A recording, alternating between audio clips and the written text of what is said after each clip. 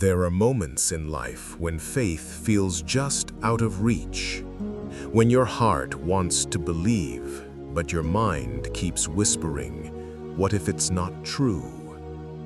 Thomas knew that feeling better than anyone. He wasn't the bold one like Peter, or the beloved like John. He was the quiet observer, the thinker, the one who questioned what others accepted without a second thought. And yet, that same man, known for his doubt, would one day become one of the greatest witnesses of faith the world has ever known. After the crucifixion, Thomas was shattered. The hope that had once burned so bright within him had turned to ashes. He had seen Jesus die, the nails, the blood, the silence. And when the other disciples said, "We have seen the Lord," Thomas couldn't bear it. He answered with trembling honesty, "Unless I see the nail marks in his hands and put my finger where the nails were, I will not believe." It wasn't rebellion, it was heartbreak. Thomas wasn't trying to reject faith. He was trying to protect a heart that had already been broken once.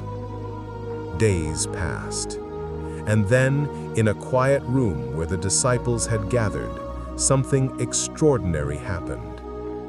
The air changed, light filled the space, and suddenly Jesus was there. He turned to Thomas and spoke words that would echo through eternity. "Thomas, put your finger here. See my hands. Stop doubting and believe." Every question, every fear, every wall Thomas had built inside himself crumbled in that single moment. He fell to his knees, tears filling his eyes, and whispered the most powerful confession of faith, "My Lord and my God." That encounter changed everything. The man who had doubted became the man who believed without limits. And from that day forward, Thomas carried a fire that no persecution, no distance, and no pain could ever extinguish. Because he finally understood. Faith isn't the absence of questions. It's the choice to trust, even when you don't have all the answers. After that encounter with the risen Christ, Thomas was never the same.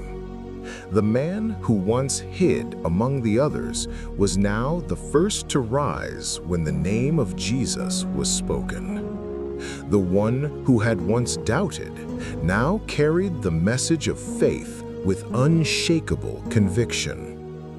Thomas learned something profound that day. Faith isn't about seeing, it's about trusting the unseen. It's not about understanding every mystery, but walking forward even when the path is hidden. When Jesus ascended into heaven, the disciples gathered to pray and to plan their missions. Each would go to a different part of the world to share the gospel. Peter would go to Rome. John would remain in Ephesus. Andrew would travel north. And Thomas, he would go east, toward lands he had never seen, toward a destiny that would test every fiber of his faith. When Thomas heard where he was being sent, he hesitated for a moment, not out of fear, but humility. He remembered who he used to be, the doubter, the one who questioned. But then he remembered the look in Jesus' eyes that day, the love, the trust. If the Master had seen potential in a man like him, how could he ever say no? So he whispered, "Lord, if you can use even me, then send me." and he went. His journey was long and harsh.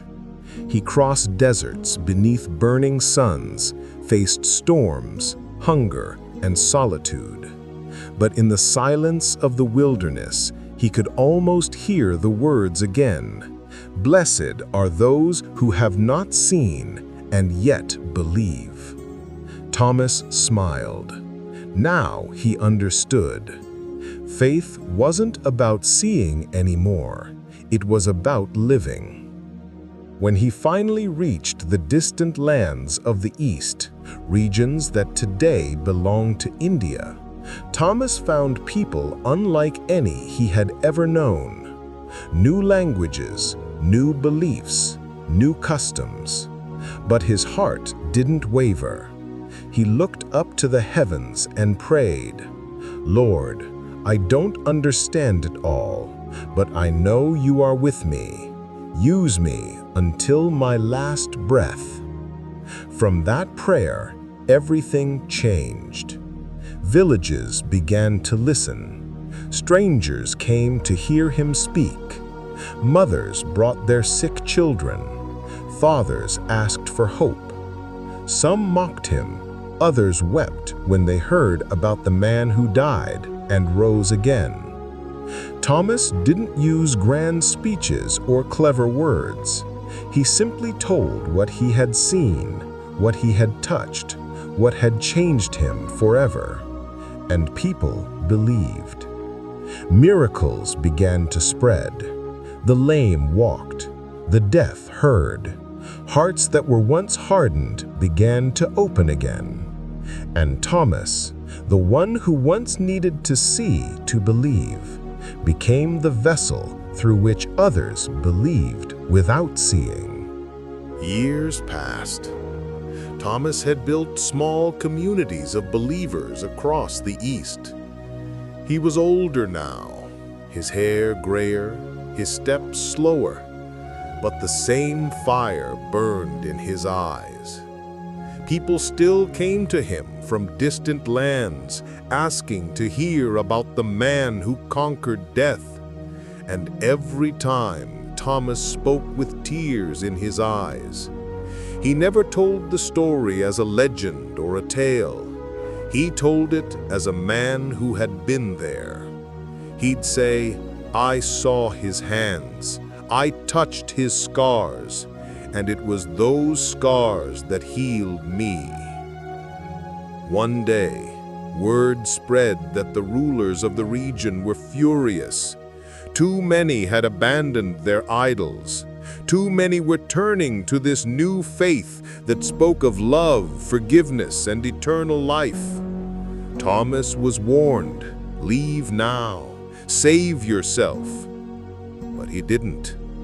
He looked at his followers and smiled softly. "I once ran from fear, but never again." That night, as he prayed under a quiet sky, he whispered, "Lord, I once doubted your power. Now let my life be proof that faith conquers fear." The next morning, soldiers found him in prayer. They demanded he renounce his faith, but Thomas looked up and said with calm certainty, "My Lord and my God." Those were the same words he had spoken years before, the same confession that turned his doubt into unshakable faith. And with those words, he sealed his testimony. He fell, not in defeat, but in victory. Because his faith didn't end that day. It ignited something eternal. Centuries later, the church in India still remembers him, not as Thomas the Doubter, but Thomas the Believer, the one who carried the gospel farther than anyone thought possible, the one who proved that the deepest doubt can give birth to the strongest faith. And his story still whispers across time. When you can't see the way, keep walking. When your faith feels weak, keep trusting. Because even when your heart trembles, God still meets you there. And you? Have you ever been in that moment where faith seemed distant and doubt felt stronger? Remember Thomas. Faith isn't the absence of doubt, it's choosing to trust in spite of it. Because sometimes the miracle isn't what you see, it's the change that happens inside you when you finally believe.